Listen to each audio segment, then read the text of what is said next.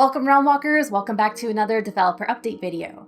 We hope you've been enjoying our sneak peeks into our upcoming content update.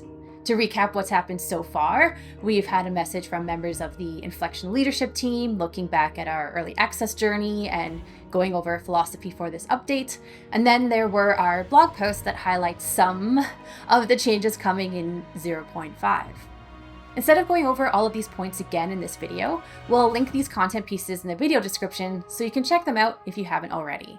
But if you just want the TLDR, we're calling this next update Realms Rebuilt. Much like the name implies, rather than just adding content, it is a significant reimagining of Nightingale with refinements and improvements while retaining the core gameplay that you all love. You will still recognize aspects of this update. You're still a realm walker making your way across the mystical realms, among other things, but much of it has been recontextualized into an all-new game flow from the ground up. Hey everyone, we wanted to talk a little bit in this dev update about something that's been a big part of the conversation around Nightingale in recent months, and that's build limits. And cutting straight to it, good news, there's going to be a significant increase in build limits coming with this next update, Realms Rebuilt, that we're working on right now. So let's discuss a little bit what that looks like. Currently in the game, there are 3 types of build limits.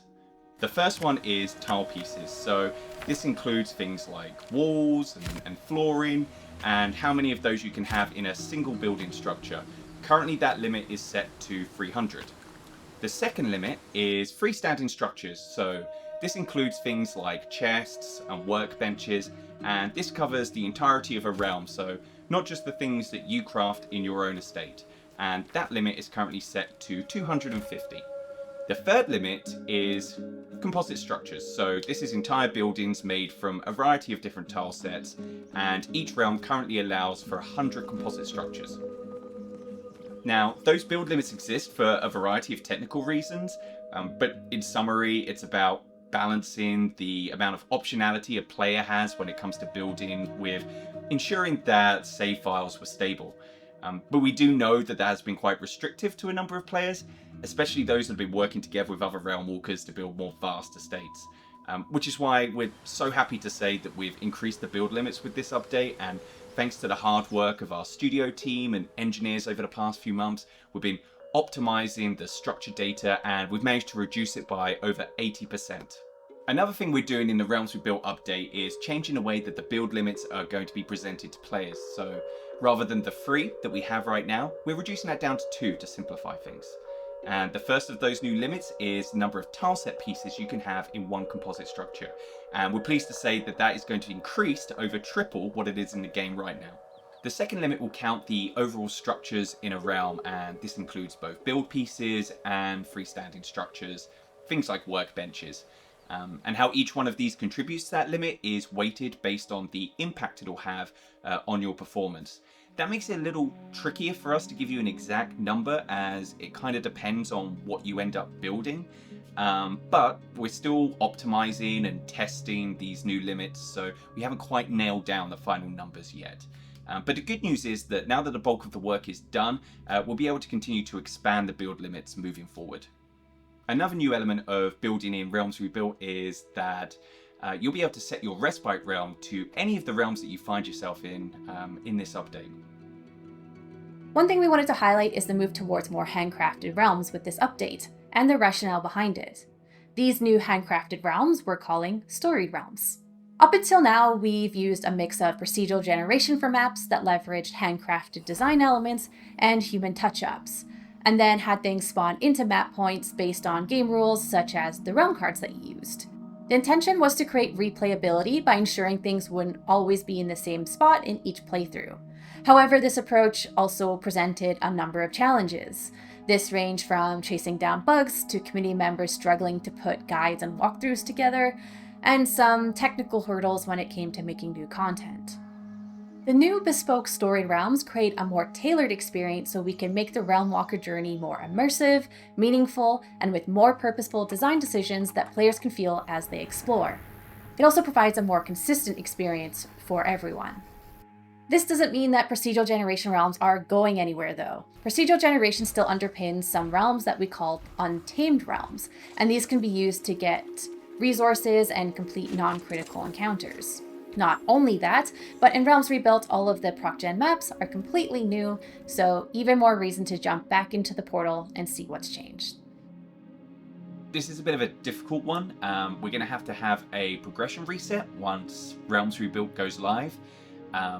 This is due to the fact that there's a whole bunch of new stuff being introduced. You've got the brand new Handcrafted campaign, you've got new POIs, you've got the new progression system. There's going to be brand new procedurally generated maps and a whole bunch of other stuff. And because of this, you're going to need to start a new character to be able to experience that new content. And given the massive scale of everything that's being introduced in this update, it just simply wasn't possible to bring your saves over to this new Nightingale experience. While we mentioned this in the previous blogs, we wanted to talk about it again to make sure that everyone is aware, because this is such a big change that's coming. If you're playing in online mode, you'll be able to download your save file from our website and continue to play it in offline mode on this new Legacy branch. And we're going to keep that option available on our website after the Realms Rebuilt update is live. Now, please note that this Legacy branch won't receive any updates moving forward, and so any bugs will continue to persist as the studio focuses its attention on the current game moving forward. We'll have all this information, including how to download your save files, in a blog a little bit closer to when Realms Rebuilt launches. All that's left for me to say is that we certainly take no joy in resetting your progress. We take decisions of this magnitude very seriously, and while we have no plans for another reset in the future, we would only do it unless it was absolutely necessary to give you the best possible Nightingale experience. Now that we've covered some of the top topics from the blogs that folks may have missed, we'd also like to share some other smaller game changes based on community feedback that are coming in the Realms Rebuilt update. So first off, to help protect your hard-built estates, we've turned off building damage for all recruitable NPCs. It's probably for the best, as they can now also use grenades and throwing knives. And while we're talking about estates, we've rebalanced structure health to reduce accidental player damage. And what is an estate without pets running around? So we're pleased to say that we've added 8 new pet types and increased the number of pets you can have in a realm to 20. Another thing we've mentioned previously is that augments are no longer needed for recipes, so folks are wondering what was happening with them. The min-maxers out there can use augments for various crafting bonuses, or if you just like them for decoration, that's valid too. As for charms, not only have we added more with this next update, you'll be able to apply them to any tier gear. To get you started, new loadout options come with a charm for you to try out as soon as you set foot in the first realm. My personal favorite is the new Adventurer loadout that comes with the Charm of the Wanderer, which I apply to my starting boots to greatly decrease how much stamina I use to traverse the realms. But we look forward to seeing what everyone else's strategies and preferences are. Then for the hotbar, we've made a couple of changes. First, you can still quick consume an item with the Q button, but now holding Q will open a radial menu. This way you can quickly choose and consume food items or potions without them clogging up your hotbar.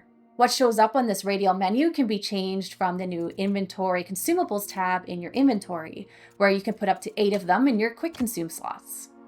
With more consumables at your fingertips through this radial menu, we've swapped the main hand offhand hotbar split to 7 main hand slots and 3 offhand slots.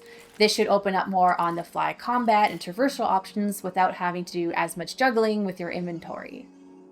For those of you who want quicker options for changing difficulty up or down, you no longer need to spin up a whole new realm to do so. By having a quick sleep, you will have the option to change your realm's difficulty. If you are playing with others in a realm, they will also need to sleep and confirm the change for it to apply. Speaking of difficulty and resources, we've been standardizing creature drops, stone, and ore nodes per storied and major card realms. What we found is that players were having a hard time locating certain resources depending on their preferred player difficulty level. The result is that things like ore nodes and creature resource tiers will be tied to the realms themselves rather than difficulty, with rare resources being more abundant in untamed realms, and the option to have more essence unlocked if you play on higher difficulties. One other feature we're adding is the Glamour Station, which currently lets you change the physical shape of an item to another item of the same type that you've already unlocked. So let's say you have maxed out your clothing by the 4th realm, but you really like the look of your starting outfit. Well, you'll be able to build a glamour station and collect glamour tokens from caves so that you can make your high-end gear look like your starting gear while keeping the higher stats. More details on that and more in our next blog. We are so excited to have you jump into the realms and explore this new update. Now, a lot may be changing, but one thing that hasn't is we'll continue to read your feedback and your comments as development continues towards our 1.0 launch. Keep them peeled on our socials for when the new update goes live. But until then, thanks everyone for watching, and we'll see you at the next one.